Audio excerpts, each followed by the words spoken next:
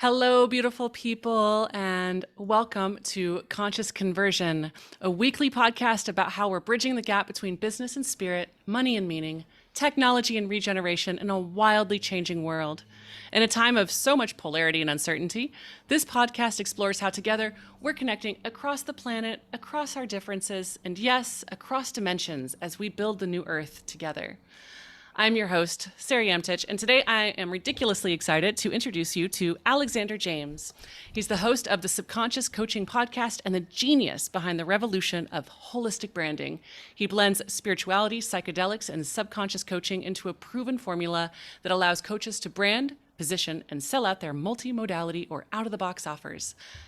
And I just have to anecdotally add that Valentina, who, if y'all are listeners or followers of Conscious Conversion, the agency, Valentina's one of my right-hand gals on the team, and she has been dying for us to meet Alexander. She's just convinced that we're super besties.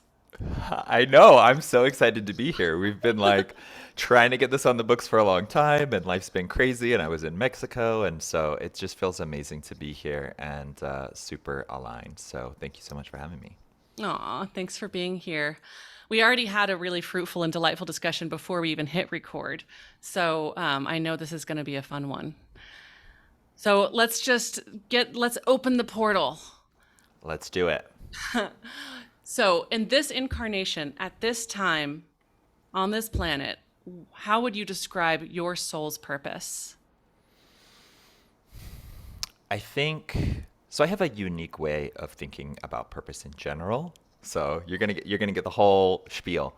But often I think a lot of people approach purpose as some sort of a goal or something they want to accomplish, something they want to create. And this was when I kind of had my pre-spiritual awakening. That was also how I conceived of my purpose. I was working in fashion, high fashion. I was a makeup artist, doing a lot of behind the scenes and runway work. And so I had this purpose, right, which I thought was this goal to like, you know, get my makeup on the cover of Vogue. And as I ascended the ranks and as I grew in my skill and my ability, I started being around other makeup artists who were at that level I wanted to be and who had defined their purpose in a similar way. And so the interesting thing that I noticed about those people is that the more of their purpose they accomplished, the less purpose their life had. And so it was so fascinating to me to be able to watch and see how when you define your purpose as a specific goal or an achievement, you can work your whole life towards it. And once you achieve it, your life loses purpose. And so I saw a lot of people in the fashion industry who had just kind of fallen out on their purpose and felt really like empty. And so when I went into my coaching business, I thought a lot about how we can define or redefine purpose in a way that best serves us. And so what I realize and how I define purpose now is your purpose is to be a state of being. It's to embody a certain vibrational state. And when I think about what my purpose or this incarnation, the purpose of my being here, it's really about intimacy. And I love defining my purpose as intimacy because I can achieve and create my purpose everywhere. I can achieve it in our conversation here today. I can achieve it in the Uber on my way home. I can create intimacy everywhere I go because it's a state of being and it's a state of embodiment. So the way that that shows up in my work with my clients is I really help people get truly deeply intimate with themselves, their souls, their callings and their states of purpose, and then learn how to express themselves through the mediums that we have today as coaches or people who are selling over social media, and how to express their spirit in a way that allows their audiences to feel deep intimacy with them. That's incredible. And that was such a beautifully original response. I have noticed a pattern with responses that a lot of people that I talk to say that their purpose is really to be the most fully expressed version of themselves, which I love that answer. And I love the consistency of that answer. And you've taken it to a whole new level, I feel like, because you've described purpose as achieving a certain vibration of intimacy. And that can be intimacy with oneself, intimacy with their own divinity, intimacy internally with their own inner masculine and feminine, between their own inner masculine and feminine, or unity. It can be, I mean, it can be described in so many ways, the concept of intimacy. It can be intimacy with, what I've relabeled Mother Earth sometimes as Lover Earth, and having deep intimacy with Lover Earth is also just like a beautiful, profound purpose in any given moment. Or with the taxi or Uber driver. I love that. And I'm going to try that on for a while. Yeah, absolutely. And I think that's why this work is so fun, is because the thing that I discovered, so I started off actually as a relationship coach. And so I think that's where a lot of my depth in seeing the importance of intimacy and self-intimacy and intimacy with other people plays into our happiness in life.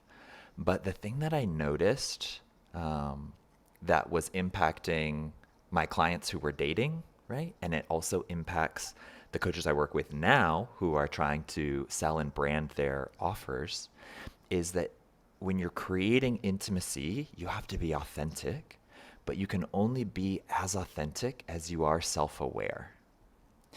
And that, for a lot of people, is actually the biggest hurdle in generating intimacy outside of themselves, is that they don't have it within first. Yes, yes.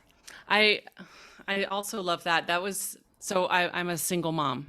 And I can speak very vulnerably about sort of how that is to be a CEO and a single mom at the same time for a long period of time. That's intense. And there Yeah. are times where I go through some like deep states of like loneliness and longing for having a partner, either a business partner or a romantic partner, hell, both, just to Yeah. have somebody to like carry it all with me. And one thing I've started doing that I still need to do more of is really activating that voice within that is sort of the other within, right? That takes care of me, that nurtures me, that puts their arm around me and comforts me when I'm stressed out or I'm depressed or I'm tired. And for me, I like to give that voice a masculine sort of orientation because that just feels good. It feels safe and secure for me. So I feel like that's like a really sort of coherent and tangible way to create intimacy with myself. Oh, I love that. Yeah, it's so interesting to think about this self relationship that we have because it's so multifaceted and multidimensional. And in many ways, the relationship that we have with ourselves is sort of an amalgamation of all of the fundamental relationships we've had in our lives. So, past lovers, important teachers or mentors, parents or caregivers growing up, we end up learning and modeling and then repeating all of those relationships within our subconscious in ways that we don't even realize, right? But what I find so interesting about what you're saying and the work that I'm doing and how it all fits together is that we have the ability to cultivate deeper intimacy and deeper relationships with ourselves when we actually become conscious of what those relationships are in the first place and how they're running our lives, right? So when we're in a place where we're not able to really rest and we are always feeling like we have the hustle and we don't really feel like maybe we have that deep, super powerful place to sit and rest within ourselves, all that is we're just replicating some experience that we had before in our life. And then the invitation gets to become like, oh, now that I'm conscious of this, right? That's the first awakening, is like, whoa, I've been just on autopilot living my life this way. And it can show up anywhere. It can show up in your dating life, right? You keep having the same partner, same kind of partner. You keep experiencing the same things, or the same kinds of friendships, or the same kinds of clients keep coming into your business. And you have that awakening of consciousness of like, oh, this is a pattern within myself. And then you get to start actively working on it and cultivating what that new paradigm of self-relationship is going to be. I can only imagine how it must be for your clients that you have this depth of understanding and awareness of sort of the subconscious and the unconscious, um, and this sort of way of approaching life and the way of approaching purpose, your own purpose, and probably that of your clients and those around you. Like, to have that approach and then to apply it to somebody's branding. I love that. That's really exciting. I imagine that's really gratifying and fulfilling and healing for a lot of your clients. Can you talk some about that and sort of the new paradigm of branding? Oh yeah, I can talk all day. Yay. Um, so the way that this looks when it ends up getting applied to a brand is most people approach the brand conversation from the old paradigm, which is what pieces of me are valuable, what pieces of me are acceptable, what pieces of me will sell, what pieces of me are worth paying money for, right? Especially if you're a life coach or you're somebody who has a personal brand and you're kind of selling yourself, quote unquote. That's the first place our brain goes because we exist in this paradigm of validation and rejection. And so we've learned how to create. So our entire human personality, right, is actually just a psychological creation that is designed to help us navigate the world and not bump up against our core wounds. So what happens is we develop our personalities and then we end up in our subconscious, we end up identifying with our personalities. So I am this kind of person. I am funny, or I am, an introvert, or I am whatever the personality quality is. And then what happens when a lot of people go to create their brand is they create another layer of personality over their personality. So it's like wearing a mask over a mask. And especially if you're doing the kind of work that we're doing, people need to be able to feel your soul. They need to be able to be in your unique vibration. And so a lot of people I see, I mean, part of what got me really lit up and really fired up is when I had my own transformation and realized, like, oh my gosh, my woundings have been driving my branding and I'm here hiding in plain sight. Nobody really knows me. I'm afraid to be like openly flamboyant and queer in this industry of life coaching. I'm afraid to be creative and out of the box, which I am. I'm afraid to be avant-garde and couture. I'm afraid to bring all of my genius into the fold and just keep showing up in this cookie cutter. And once I saw that in myself and started using all these subconscious tools on myself, I started seeing it all over the industry. And it was just like coach after coach after coach, all their Instagrams look the same. They're all saying the same kinds of things. It's this very homogenized experience of being in other people's brands. And I had a huge transformation, not just internally, but also financially and in terms of where my business went. So I got really interested in looking how I could create a process that would help people actually brand from their deepest, most intimate places. Because for me, the number one thing that sells is intimacy. When somebody feels like not only did they really know you and who you are, but they feel like you see and know them. And as you go to scale your life coaching brand, or even as you're just beginning to grow your life coaching brand, you have to be able to generate that feeling of intimacy in order for people to want to approach you and trust you with their lives, right? Their deepest secrets. So the process that I have created is called holistic branding. And it's really the process of, rather than shrinking yourself to fit into some kind of pre-made mold that you think is going to sell, it's expanding your brand so that all of you has a home and all of you is welcome to show up online. And in that process, what we're doing is we're really reclaiming who we are and a lot of the different pieces of ourselves that we've been taught to be ashamed of or to not accept, or, the pieces that aren't quote unquote mainstream.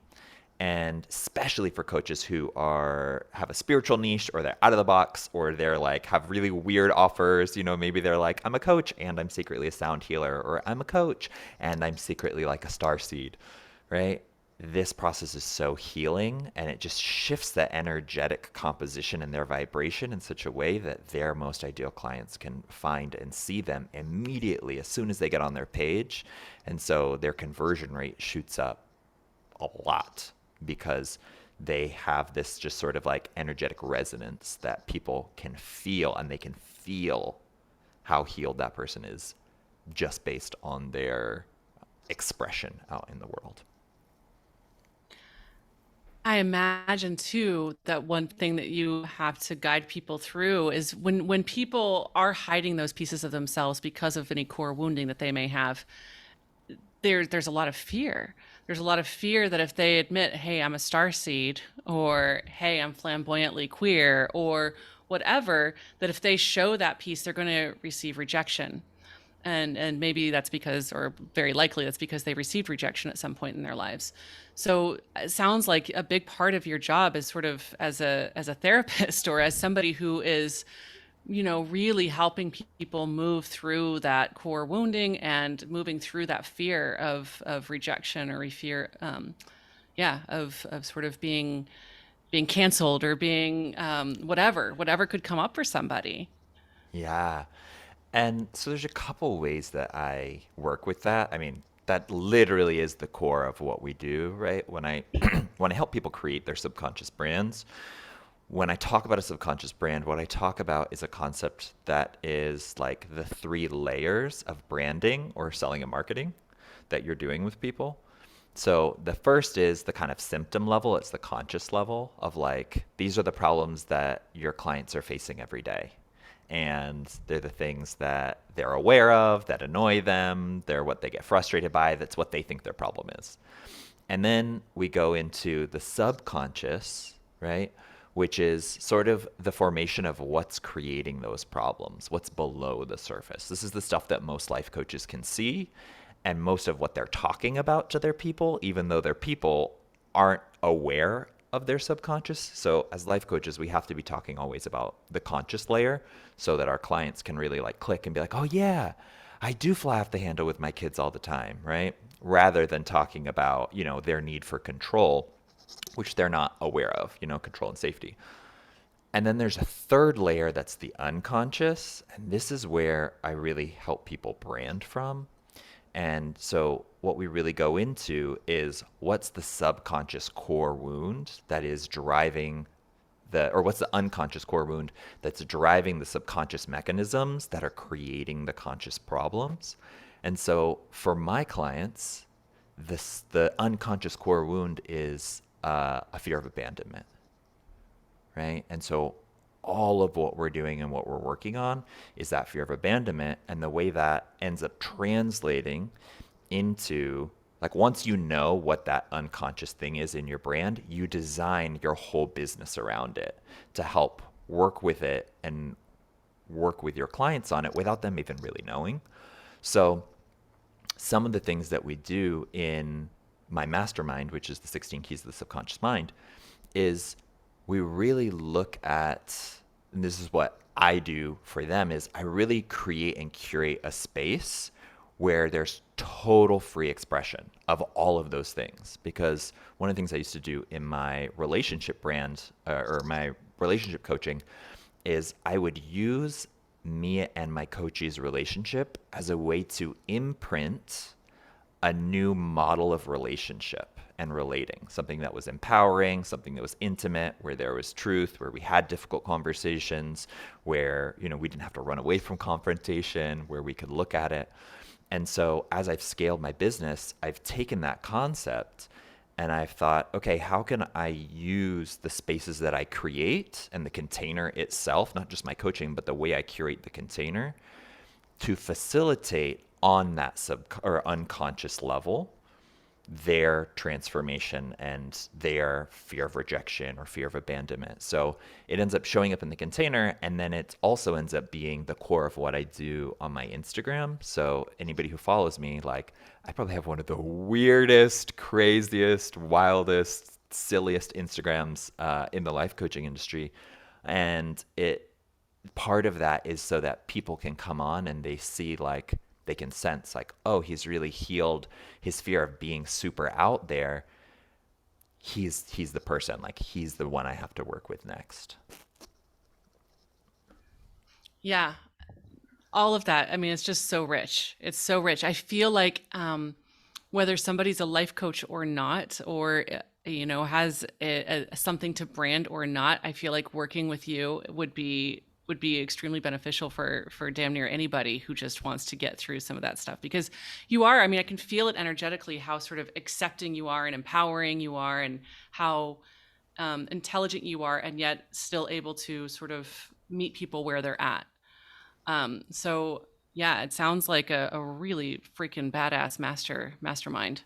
Thank you. Yeah, it's intense. There's like a lot of tissues and a lot of crying and a lot of like dancing and celebrating. It ends up becoming a very powerful space of healing, but also growth and empowerment.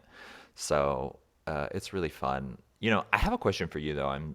Would be super curious to know, because you have this digital marketing agency and you've probably had your own journey of kind of like, we all have to develop our own identities in our brands, and we all start off on Bambi legs. So I'd just be curious to hear for you what that journey's been like to now being this person who's kind of known in the industry for what you do, who's so clear on their niche, who just is really purpose driven and aligned. I want to know more about you. Oh wow.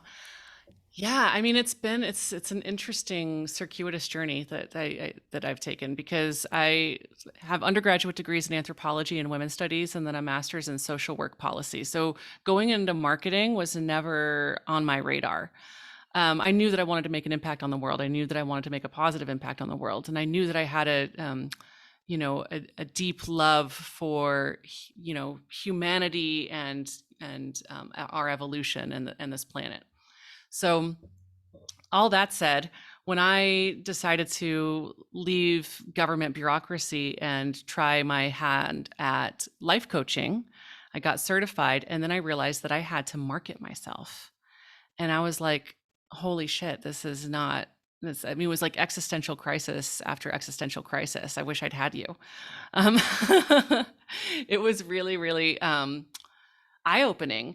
And I ended up, I think, what happened too is I ended up, sort of long story short, going into digital marketing as a way, I think, initially to kind of hide. Right. So, like, I don't then have to market sort of myself as a coach who has all her shit together, because, dear Lord, I knew I knew I didn't. Instead, I could find other people who appeared to have their shit together and market them. So I've Yeah. never really admitted that, but I think that that's probably sort of how, one way I went into this field. Also, I found that I fell in love with it.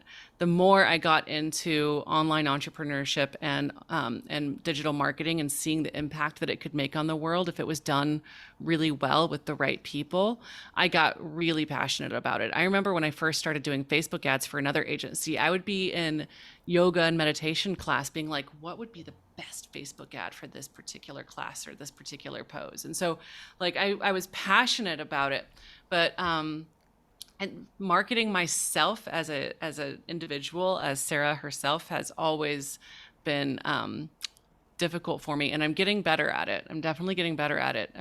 In fact, I really pushed through some inner limits last year when I embarked on, I mean, making the podcast in 2020 helped a lot. I find that I do really well in conversation with people. Like, that really Mhm. helps to bring out a lot of my essence. But I embarked on creating a TV show called Resonate with Sarah. Oh, It was sort of a cool. docu-reality style show, and I have a trailer and a pilot episode for it. It hasn't been picked up, it hasn't gone anywhere. But I really had to put myself out there and stake my claim on myself and my vibration and the impact that it could have on the planet, and really own it.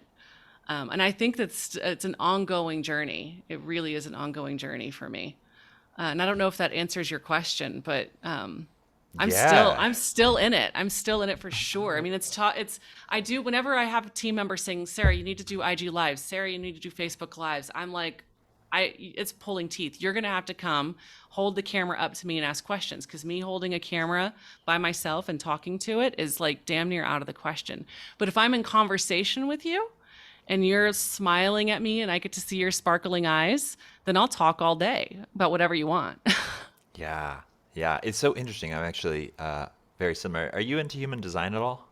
Yeah, a little bit. I mean, dabble, dabble. Okay, cool. Well, that was one of the biggest things I actually got from my human design was realizing that I'm the same way. I also dabble, so I don't even know if this is the right information, but I think I have like a sacral center, so I'm like a responder. So my natural inclination is to respond, and when I have something to respond to, then it's just very easy for me to make decisions. It's easy for me to be in conversations with people. That's just kind of how my energy works, which is cool because once you learn that, right, then you can do kind of what you're doing on this podcast, which is knowing how to create the business that works best for you. And it might not be energetically, it might not even be a branding thing or like a fear of being seen. It just might be that your energy really ignites when it has something to respond to and ignite up against. So I think it's a really cool point to just bring in as we explore ourselves and our strengths and what we do super well in our brands, and then building brands to our strengths as opposed to what we may feel like are our weaknesses or our deficiencies. Yeah, yeah, I love that. I mean, I think that I would excel at having a talk show of some kind, like a docu-reality talk show where I'm interviewing people and in living in community with people or something like that, where I get to I feel like my superhero strengths are like communication, relationships, navigating awkward conversations and tough situations, and trying to bring lightness and being in the depths, but also bringing sort of lightness and joy to situations. So if I could find a good avenue to do that in addition to the podcast, then I think that that would be a pretty cool situation for Yeah. me. Yeah, I love that. And I'm curious for you in terms of like sort of creating ads and Facebook and going to the market, what are some of the things that you see that show up for people who are specifically in our space? So they're like, you work with a lot of spiritual entrepreneurs, you work with a lot of people who are, you know, at the forefront of thinking around the expansion of consciousness that's coming. I'd be curious to see from your perspective sort of what shows up in their space around branding and what works well. And, I'm sure it's different for every person, but you just have such a unique viewpoint and vantage point. Yeah, I find that the people who really, really do the best are exactly what we were kind of hitting on before. And those are people who are not afraid at all of abandonment or rejection, that they are Mm. polarizing in their messaging, that they are willing to say things that put them sort of in a vulnerable position a bit. And I call that being positively polarizing. And I Mm. have some clients who are just so fierce in their stance on things, whether, and even like potentially controversial. Those are the people that really stand out and that convert the best. And they're not being controversial for the sake of being controversial. Right, They're not right. just being like antagonistic necessarily, but there's something about that like positive polarization where it's like, I am not going to water this down. I'm going to stand directly in my truth and speak it. And those folks and even the imagery, I mean, you're a good example of that. Like your imagery is something that it's a scroll stopper. You can't not stop and pause and look and be like, oh, who is that and what the heck is he doing right now, Yeah. Yeah, I always joke that when people come onto my page, they have one of two reactions. They're like, "Oh my God, this is the coolest, weirdest thing I've ever seen," or they're like, "Who let that out of the zoo?" And it's like very, like you're saying, it's positively polarizing, and it's just like an immediate filter. Like, if you're not my ideal client, you're not going to resonate with it. You're not going to follow me. You're not going to engage with me. You're not even going to leave like negative comments. It's just going to be so like, ugh, whatever, like not for me, that they just get scared off. And then if you're into it, you're like into it. So I really am vibing with what you're saying about, being willing to let people have thoughts and feelings about you. Yeah, exactly. And I think I'm still in that journey. I think I still have some of that like people pleasing desire to be liked going on. I am curious what would come out if I were truly as polarizing as I could be. But then on the other hand, I don't know that I am particularly polarizing. I think I'm kind of a harmonizer in a lot of situations. Um, but yeah, it's fascinating. I love how you are on Instagram. I think it's beautiful, and I urge anybody who's listening right now to go and find Alexander James immediately and follow him on Instagram because you will not be disappointed and you'll be entertained for hours. Yes, you will. And you gotta my at handle, if you're looking for it, is at the subconscious brand. Hmm. And the place you want to hang out the most is my stories because it gets a little weird. I But like weird.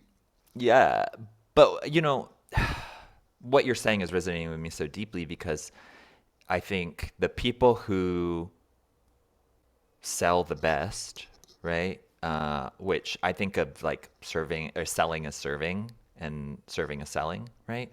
And there's a level of selling that is, like I talked about, it's like kind of more conscious level selling, and then there's a level of selling that's like you're selling with your subconscious and with your and to speaking to people's unconscious minds, and that has so much more to do with not just the words that you say, right, but like your body language, what you're wearing, how you're expressing yourself. There's things that can't be faked. And when you get into these realms, especially in a brand where your conversion really matters, if you're spending money on ads or if you're just pumping out a lot of content and 5, 10, 20, 30% more conversion could be hundreds of thousands of dollars, you want to be able to hold whatever frequency is yours, right? And I love that you brought up the polarization thing because even somebody who's very harmonizing can be polarizing, right? For somebody who's not harmonizing or antagonistic or whatever, they're going to find your page and they're going to be like, no, like I'm not into it, right? It's not going to be their vibe. So a lot of people come to me and they think like, oh, I have to be really crazy. I have to be really out there. I have to be really wild to, get this polarity effect. And I'm like, no, maybe you have to be really vanilla. Maybe you have to be like the neighbor next door that's super approachable and super nice and like bring out your Mr. Rogers energy if that's who you really are. And there will be some people who will be so turned off by that, right? And other people who will be like, oh, yes, this is like the approachable, kind, best friend energy I need. So I think process to getting there is just developing the skill of being what I call in my program, it's like being unfuckwithable. Yeah. I love that And word. yeah. And part of what allows you to become unfuckwithable is when you start to realize and see how you showing up in the world, ignited in whatever your frequency is a service to other people. And when you start speaking to your best people, it allows you to really only be speaking to them and only connecting with them. And like, it just becomes this sort of mirror or echo. I don't want to call it an echo chamber, but it's like because that's who you're speaking to and who you're showing up for, that's who shows up, right? I always say in branding, whoever you're speaking to is who responds. And so what's interesting is that actually a lot of the people who get the most, I don't know, just like crunchy stuff on their page and, people who are like a little antagonistic tend to be those who are actually speaking to defend themselves from the quote unquote haters. Like there's this little subconscious piece that's like trying to protect and trying to defend, but it's actually in dialogue with those people and that energy pulls them in, which is so interesting to me as I watch people kind of own their power and stand in their power. It's like, yes, at a certain level, and especially when you go into ads, like I always joke that like ads is kind of like the land of the trolls, like because it's just you're in cold traffic and people don't know who you are and they don't care who you are and you don't have any control over who's seeing. So you just have to brace yourself for a lot of opinions about yourself. But um, in general, holding a certain frequency, I think kind of almost makes you, when you're just in dialogue with your best clients and you're showing up and doing it authentically and powerfully from a place of serving them, that really becomes the dialogue that starts happening everywhere in your business. I had a bit of an epiphany while you're talking about, I'm just going to be selfish here and talk a little bit and continue on that thread that we had started about like Yeah, what yeah, yeah. my journey, because I can see how being a harmonizer and being polarizing can happen simultaneously for my own self. I Mm, kind of see myself increasingly as I get older, and it puts sort of my masters of social work to good use. And I think it also shows up in my agency, because I bring that hat forward a lot. Like a lot of what I'm doing is holding the hands of the clients, and like really being in it with them. But and I'm going. I told you before we hit record. I'm going to Maui in Peru to assist with some plant medicine ceremonies, and I see myself as the woman, the friend, the lover, the caretaker who holds your hand through the dark moments or through those tough moments when you're on a journey. When you're in that ceremony and you're like, fuck, I'm going through a major existential crisis right now. Like, I don't know who I am. I don't know what's up, what's down. I've completely lost sight of reality. Like, I'm the person that will hold your hand and look deeply into your eyes and say, you've got this and I'm here with you. And that is harmonizing. And that's also quite a bold statement. So as you were talking, I just really felt that. And I was like, okay, cool. I feel like that's what I do in the agency. I feel like that's just how I show up in the world.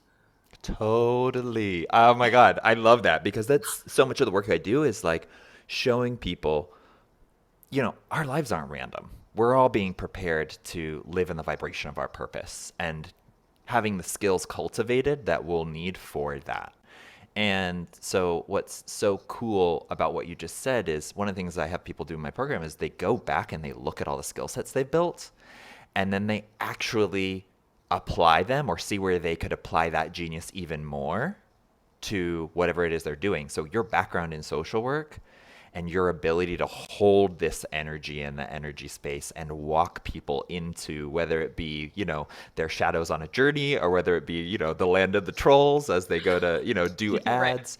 That's an energetic capability that's unique to you. And some people are going to be like, yes, I absolutely want and need somebody who's going to be that person for me on this journey. And other people are going to, they're going to want the like, more masculine, Russell Brunson or whatever it is, go and rah, rah, rah, rah, and I'm going to push Right. you till your eyeballs bleed, right?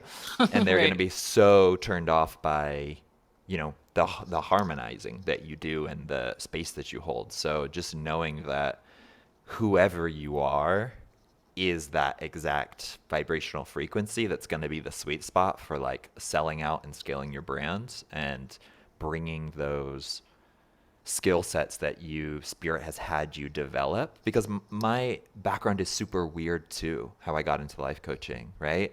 I also studied anthropology. I after school I got a grant and so I was doing all this anthropology work and Amazing.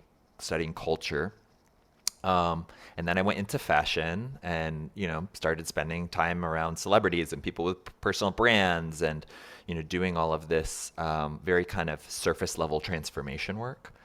And now in my brand, I look and I'm like, oh, of course. Like I help people. I studied anthropology because now I'm helping people create unique cultures, transformational culture in their brands. I studied, fashion and all of this outer stuff because when we really dig into it and get really deep inside, that becomes an expression of our spirit. And one of the ways that we learn how to, it's like a language we learn how to express ourselves in and with. And so, as you reclaim your past, it's just so beautiful to see how spirit has really been bringing that together for you so that you can be super well equipped and successful in the purpose and the expression of your purpose that you're doing, which is this ad agency. You are so good. I've just absolutely enjoyed our conversation so much. And I feel like you truly, truly are new paradigm branding, new paradigm coaching, new paradigm way of looking at the world. And I'm really grateful for the work that you're doing with your clients and for the social medias. Yes, thank you so much. It's been such a pleasure to just get to talk and exchange ideas and to have someone to, bounce off all of this stuff who's kind of speaks the same language as me. So thank you. Absolutely my pleasure. As we say in Costa Rica, con mucho gusto. With Con mucho great gusto. pleasure, yes. Instead of de nada, we say con mucho gusto. I just love it. So we told people how they could find you on Instagram. Is there anything else we want to share with people so they can find you, or if there are any upcoming events or offerings that you've got that people can partake in? Yes. So we just closed this round of the 16 Keys of the Subconscious Mind Mastermind. So if you're listening to this podcast by the time it comes out, we'll likely be gearing up to launch the next round. So if you want information about that or just want to see the work I do in the world, soak up a little bit of my vibe, and come into my wacky little world, you can hang out with me on Instagram. That's where I am all the time. It's where I do all the stuff. Like I said, my stories at the Subconscious Brand is where you'll find me. And you'll know once you found me. Yes, you will. And join my email list. There's a little link in my bio. And in my email list, I'm constantly sending out, I teach advanced sales and branding skills. So for coaches who already have a grip, have already sold a little bit, but feel like they're on the hamster wheel, feel like they're kind of plateaued, somewhere in the mid tens of thousands or low six figures, join my email list. That's where I'm constantly sharing all of the tools that I'm teaching and or kind of all of the new, it's an incubator for all of the new content I create. I send out to my email list. So join me there. The Instagram again is at the Subconscious Brand. Fantastic. Thank you so much. And thank you all for listening. I hope you enjoyed this conversation as much as I did. And I'm sending you all tons of love. Thank you so much. It has been my pleasure, and I will speak to all of you soon.